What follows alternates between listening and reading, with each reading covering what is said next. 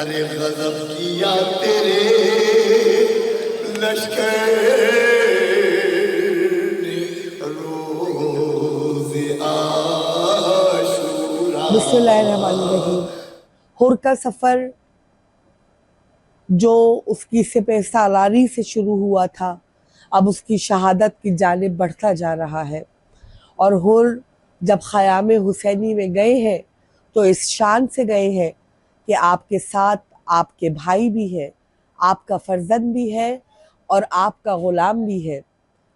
तो इमाम हुसैन इस्तक़बाल के लिए आगे बढ़े, आपके साथ मौला अब्बास भी है और आपके साथ आपके नौजवान फर्जंद हम शक्ले रसूल खुदा हज़रत अली अकबर भी है। और इन सब ने मिलकर हुर का इस्तक़बाल किया है। और किसी ने हुर को, ये वो सखियों का दरबार है, वो सखियों करीमीन का दरबार है कि जिनके दरबार में आने वालों को झिड़का नहीं जाता है। अब इन्होंने जब हुर आ गए अपने गुलाम, अपने फर्जंद और अपने बेटे के साथ, तो उनसे उनके माजी के बारे में कोई सवाल नहीं किया गया, बल्कि बाहें फैलाकर इस तरह इस्तकबाल किया गया कि जिस तरह किसी मुअज़्ज़िज़ मेहमान का इस्तकबाल किया जाता है। और आए हैं हज़रत हुर अलैहिस्सलाम, उनके फर्जंद, उनके भाई और उनके ग़ुलाम, और सबका इस्तकबाल हुआ है। और एक मर्तबा मौला ने उन्हें बैठने के लिए नशिस्त दी और कहा कि ए हुर, तू इस वक्त गुर्बत में मेरे पास आया है कि मैं तुझे एक गिलास पानी तक पिला नहीं सकता।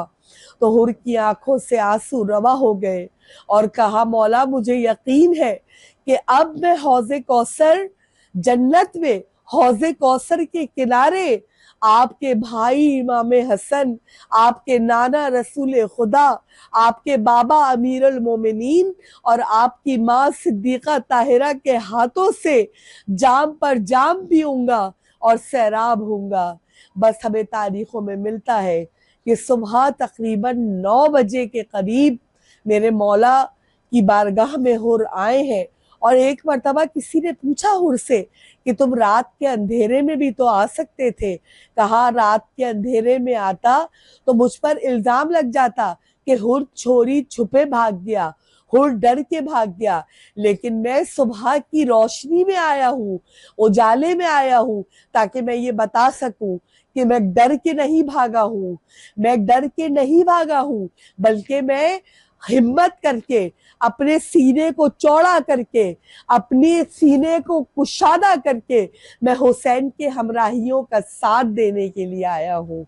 और क्या कहना हुर की इस अजीम तर खिदमत का कि जब तमाम पहला हमला हुआ है और पहले हमले में मौला के 50 के करीब साथियों ने अपनी जाने आफरीन के सुपुर्द कर दी, बारगाह खुदाबंदी में शहादत का अजीम तर रुतबा पा लिया। और जब ये रुतबा पा लिया तो फिर उसके बाद अब हुर ने कहा, मौला इजाज़त दीजिए। और नमाज ज़ोहरैन के वक्त के करीब हुर ने सबसे पहले, हुर के भाई गए हैं और उन्होंने जवामर्दी से जंग की और वो शहीद हुए।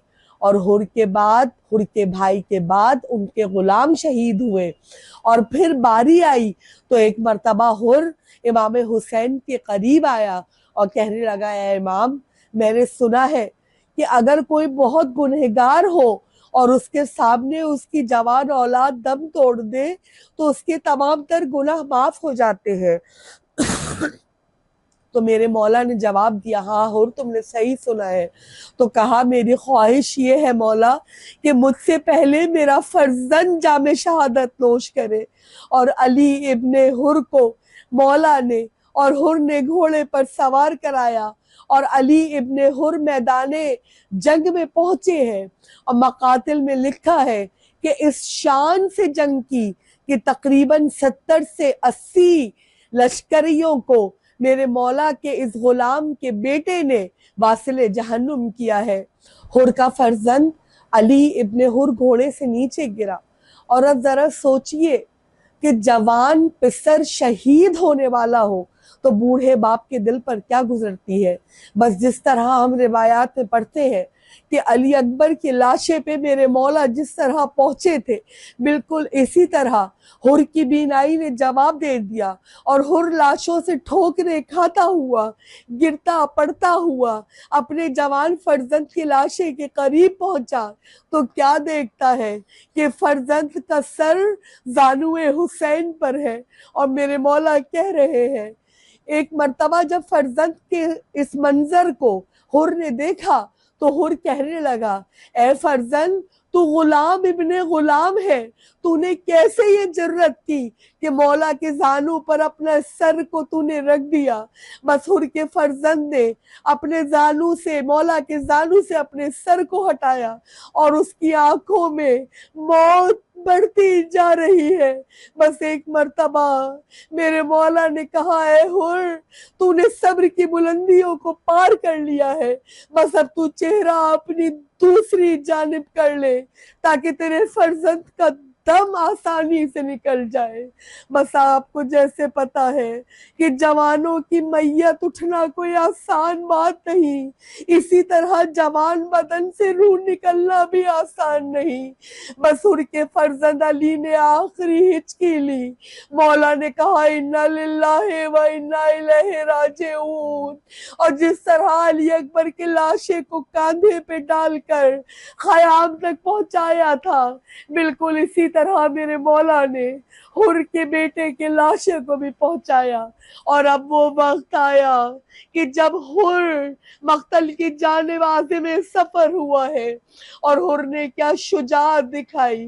कल तक जिस फौज का सिपह सालार था आज उसी फौज के खिलाफ लड़ रहा है, लेकिन हुर के पास जुलजनाह न था, सवारी ना थी, हुर पापयादा था।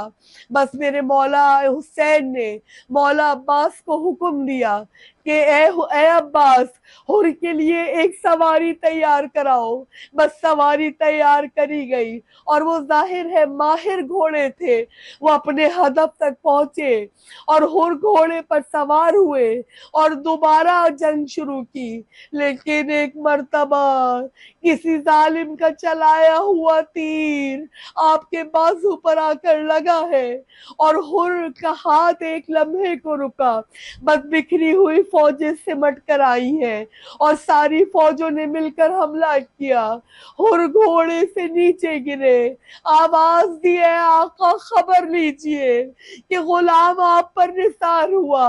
हुसैन लाशे हुर पे पहुंचे हैं और लाशे हुर पे पहुंचकर मेरे मौला ने हुर का सर अपने जानू पर रखा और अपनी जेब से वो रूमाल निकाला कि जिस रूमाल को फातिमा जहरा तैयार करते हुए हिचकियां ले ले के रोती थी, और बस वो रूमाल सैयदा हुर के माथे पर बांधा और कहा, है हुर क्या महसूस कर रहे हो? तो हुर कहते हैं, मौला मैं अपने आप को जन्नत के उन गोशों में महसूस कर रहा हूँ जहाँ ठंडी हवाएं चल रही है, फिजाएं मुअत्तर है और आपके नाना जान को मैं देख रहा हूँ कि वो दोनों बाजू फैलाए मेरे इस्तकबाल के लिए आए हैं। बस यहाँ पर मैं अपनी तकरीर का अख्ताम करती हूँ कि कल तक जो अहले बैत के दुश्मनान के साथ शामिल था, लेकिन आज उसके जहन की तब्दीली ने उसको आज अलैहिस्सलाम बना दिया। और क्या मुकद्दर पाया हुर ने कि जख्मी माथे पर रुमाल सैयदा बांधा गया है और रुमाल सैयदा बांधे बांधे हुर हुर को परवरदिगार आलम ने अपनी बारगाह में बुला लिया। व तक़ब्बल मिन्नका इन्नका अंतस समीउल अलीम।